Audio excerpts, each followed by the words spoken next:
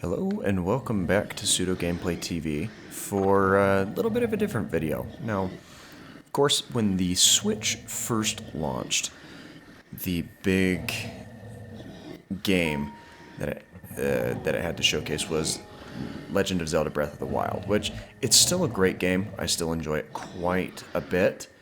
And I'm currently playing through a little bit of some Master Mode gameplay. And I wanted to showcase something that I learned, especially when trying to track down or get some better weapons, I guess I should say. Now, we are riding through just some of the highlands, if you will. And right here, in the middle of this little area, is one of the dreaded Hinoxes. Now, a Hinox is quite a formidable opponent, and there's one of two different ways that you can go about taking him on or taking him down. Now, I personally don't like fighting him head on where I can help it,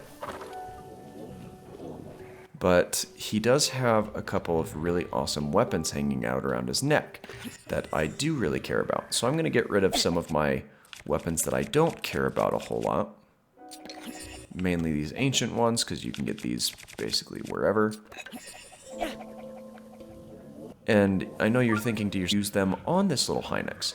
Well, that's because I wanted to make room in my inventory, because I should be able to grab the weapons off of his neck, like so, but I want to showcase also a rather unique way of taking him down. And that method is going to be using my trusty steed over there, Seabiscuit. But in terms of getting up onto his chest and initially getting those weapons away from him, the best thing that I've found is you want to be wearing your stealth suit here. You can then climb up onto his hand.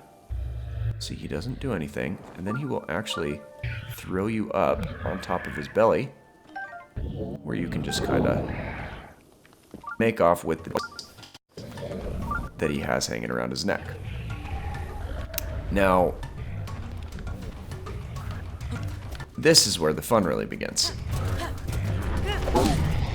Because you'll notice that each time I kind of run into him with my horse, he takes a certain amount of damage.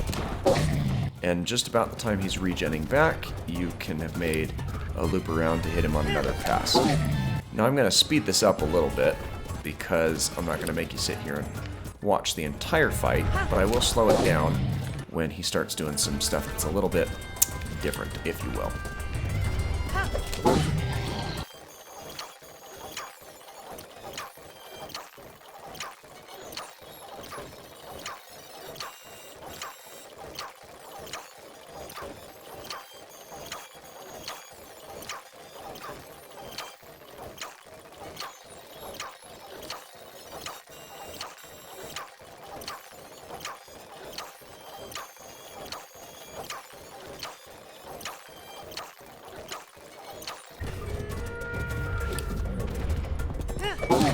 Now, this is a perfectly viable strategy, mainly when fighting the Hinoxes themselves.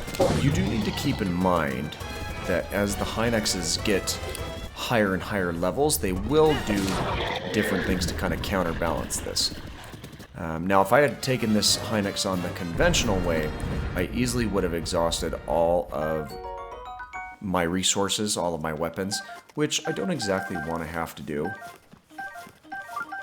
especially when I'm trying to conserve them. Now, I don't think that I have any bows that I particularly need to get rid of, because I have two of these knight's bows, and that's a soldier's bow, so it's a little bit less. But it is quite a useful tactic, in my opinion.